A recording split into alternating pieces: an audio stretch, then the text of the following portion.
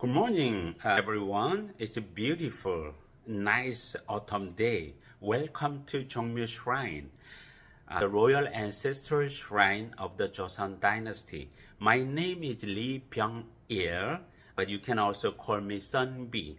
I'm a member of a volunteer group called Heritage Spirit Korea. We share Korean history and culture through tours of historic sites like palaces, the royal ancestral shrine, altar, and royal tombs. Here in Seoul, many palaces, shrines, and royal tombs from the Joseon dynasty, last dynasty before the Republic Korea, still remain like this. There are five royal palaces and shrine here in Sajik altar, right? Among them, for more than 500 years, Jonmyo Shrine has been the spiritual heart of Korea, where Joseon kings came to honor their ancestors. Not only for family duty, they believed it was for the peace of the whole country. Think of it like a royal family reunion. But instead of barbecue or karaoke, there were serious rituals, music, and dances. Yes, it all started from 1 a.m. in the morning with a lot more pressure than any family party. In short, Jonmyo Shrine is not just an old relic, but a UNESCO Triple Crown site. The first, World Heritage 1995 for its architecture and landscape, and the second, Intangible Heritage 2001 for the living ritual and music. And third, Memory of the World 2017 for the royal records and seals. 3 titles in one site. That's like winning 3 Olympic gold medals all at once. Okay. For the next 50 minutes, we will visit 2 areas. First, the place where the rituals were prepared here, and the second, the shrine halls where the ritual were actually performed here. Main hall and extra shrine, right? First of all, I guide from here to Hyangdaecheong Hall for about 15 minutes, and then Amber Sam guides from Jaegung, the temporary court, to the main hall. Then lastly, Mr. Oh Kyung-seok Sam will take charge of Jonmyo Hall, the Hall of Eternal Peace, North Spirit Gate, and closing. Okay, let's get back to my part. I will also tell you a little about Korean Confucian philosophy. These ideas came from China, but in Korea, they were adapted to Korean life. They were very important in the Joseon dynasty, and are still important to us today. It's not a religion, but a way of life, teaching order, respect, and family duty, the rules that shape the whole society. So Jonmyo Shrine became a World Heritage Site because it represents the very foundation of Joseon state philosophy, Neo-Confucian philosophy, filial piety, and harmony with nature. Okay, let's explore why UNESCO was captivated by the very heart of Korean Confucianism. Oh, and before we begin, if you need restroom, there are 3 locations on the map here. Then now, let's start our journey.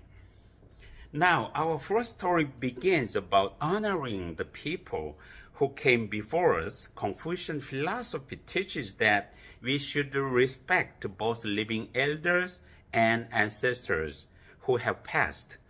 In daily life, this can be as simple as giving up seeds to an elder. In the past, one way to show respect was by building shrine.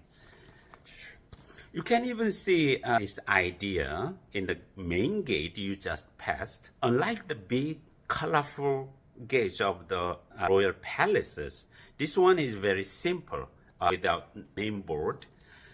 Do you notice the red wooden bars look like red arrows pointing up? This is a traditional symbolic feature. They mean you are entering a special place for ancestor spirit. Long ago, only certain people, kings, princes, and people who prepared the rituals were allowed to come to the shrine, Jonmyo Shrine. Okay, here is the royal palace's main gate, and here is the red arrow gate in the middle, right?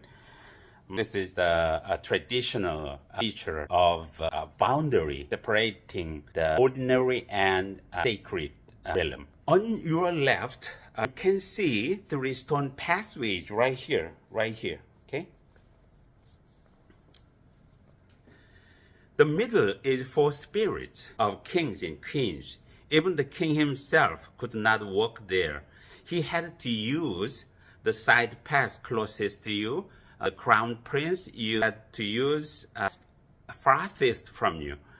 This reflects one of the Confucian values, that every person and every role has its proper place. In this way of thinking, respect begins when each person does their best in their own place. So today, remember, no walking in the middle unless you are feeling ghostly, okay? Our next journey is about harmony. Please look at this pond. It is square with a round island in the center. This shape reflects an old belief. Heaven is round, earth is square. In Korean, 천원지방. Actually, this pond is called Lotus Pond from the past.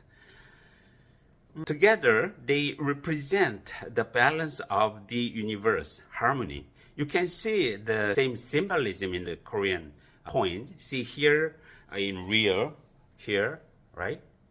The board game Go, baduk in Korean, and even in the human body, the round head and the square body, reflecting the balance of the universe. This design also shows the idea that humans should live by the rules of nature. So this little pond isn't just a pretty decoration. It's like a small model of the universe, reminding us that balance and order in both nature and the society. And this building helps us to understand the attitude and practice of the ritual by seeing what offerings they prepared. This pavilion's name is Mangmyo-ru, which means a pavilion on which gazing upon the shrine. It was used as an office for officials, but also as a resting place for the king. Here, the king could pause before or after the ritual. A royal timeout to stop, breathe, and reflect. Okay. The next building is Hyangdaecheong Hall, where officials meticulously prepared for the ritual, and 3 items were kept in. In Confucian thought, it was believed that after death, a person's spirit divides into 2 components, hon and baek. Hon is the spirit, baek is the corporeal soul, a vital force. Here. Hon and baek. And the spirit represents the mental and yang qualities, while the corporeal soul embodies physical and yin qualities. Thus, like this picture, it was believed that the spirit would ascend, and finally reside in the spirit tablet, right?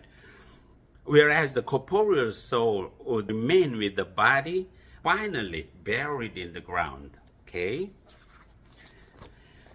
So, the ritual begins by gently guiding both hon and baek toward their spirit chamber.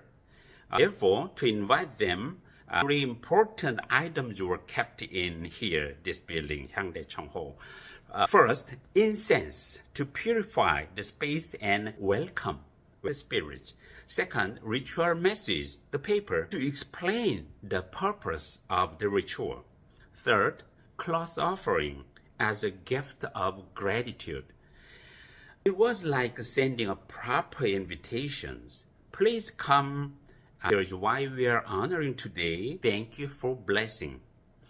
Now, let's make our way to next spot, Jaegung, where the king and crown prince would prepare before the ritual began.